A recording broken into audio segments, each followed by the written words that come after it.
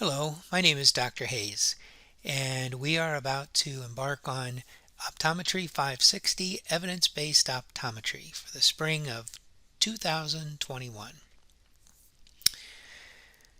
Um, I'll be your primary instructor, and I have been at Forest Grove since about 2007. Prior to that, I was with the College of Optometry at Ohio State University for about 5 years. And prior to that, the bulk of my career has been in pediatric medical research. I have a PhD in preventive medicine, and I primarily help people in the university with their research tasks. So, our job in evidence-based optometry is to learn how to read and evaluate the literature. And I hope we're able to do that over the course of the next 15 or so weeks.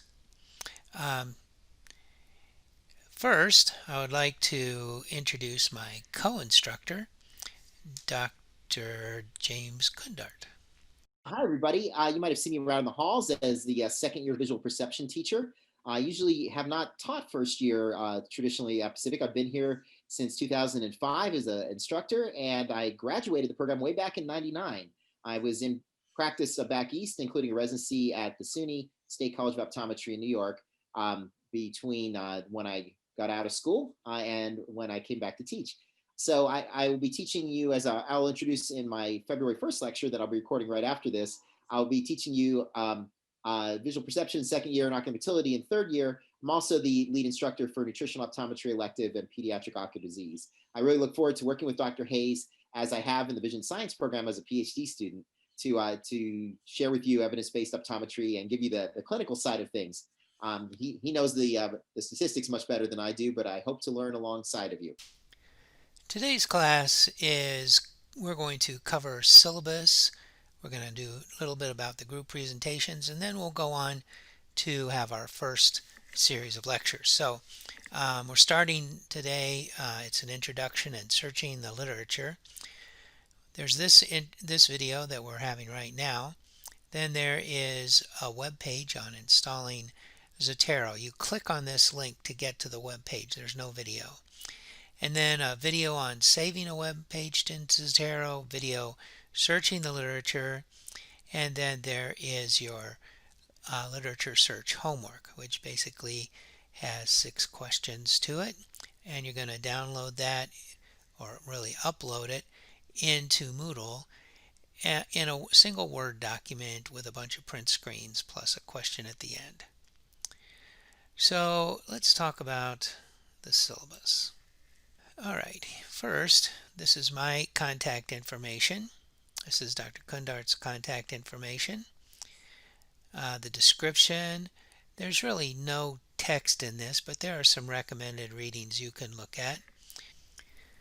Okay, so here is our calendar.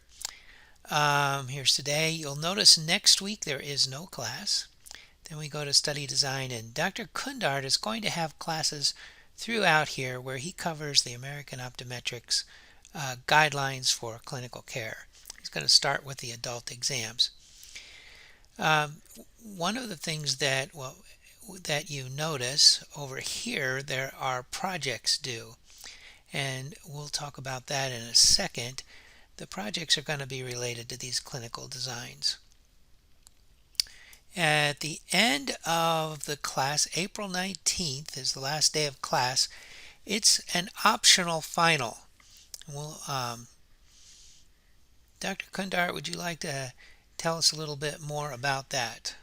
Up. This is something that's done in our some of our third year classes, and since COVID, we tried it for the first time in visual perception last semester. It was pretty successful, I think.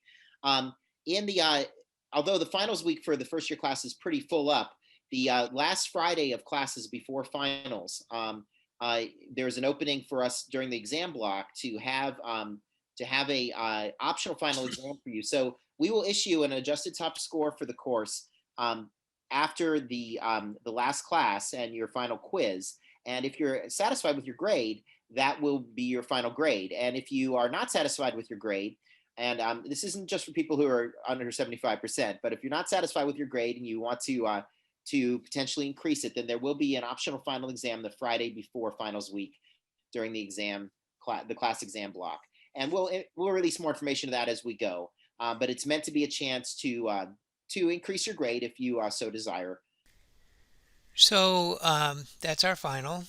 The group represent presentations is you've been randomly divided into groups of six.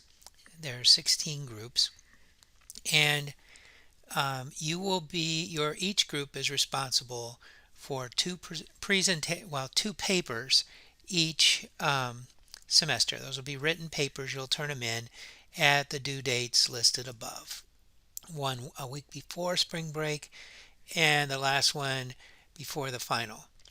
It may be a little hard for us to get the grades real soon before the final, so in terms of adjusted top scores, but you'll have a pretty good idea where you stand at that point.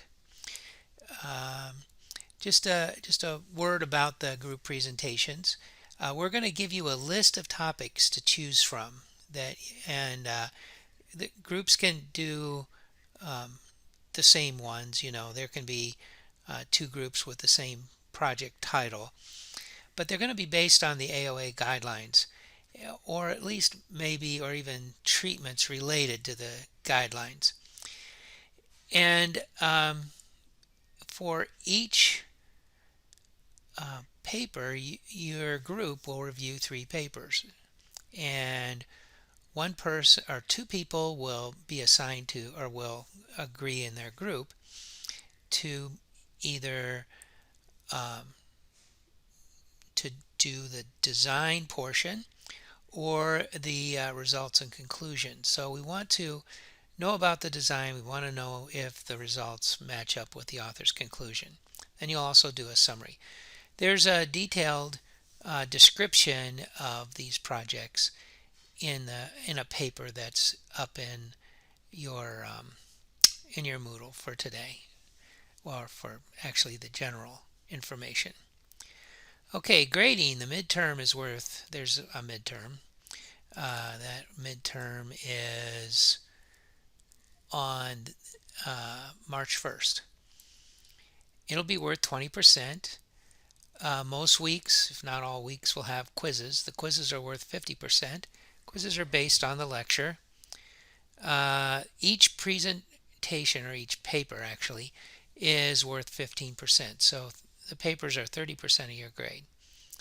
There's a usual grading scale. You can get extra credit for participating in research studies if any come up. There's a question of how there will be perhaps some that'll come up, but COVID has seriously restricted the numbers of studies we can do. You get a percent towards your final grade. If you're at 74.99 and you do an extra credit, you can get move up a grade. So if you don't want to participate in a research project, but you would like to some extra credit, then I have some questions you can ask to do another paper, and I will give you a question in which you'll go into the literature and write up a short summary on what the answer to that question might be. Okay, that's it for today for that. So we are looking forward to presenting this class, and I hope you enjoy it as well. Be sure and email either one of us if you have any questions at all about anything related to the class. So good luck today.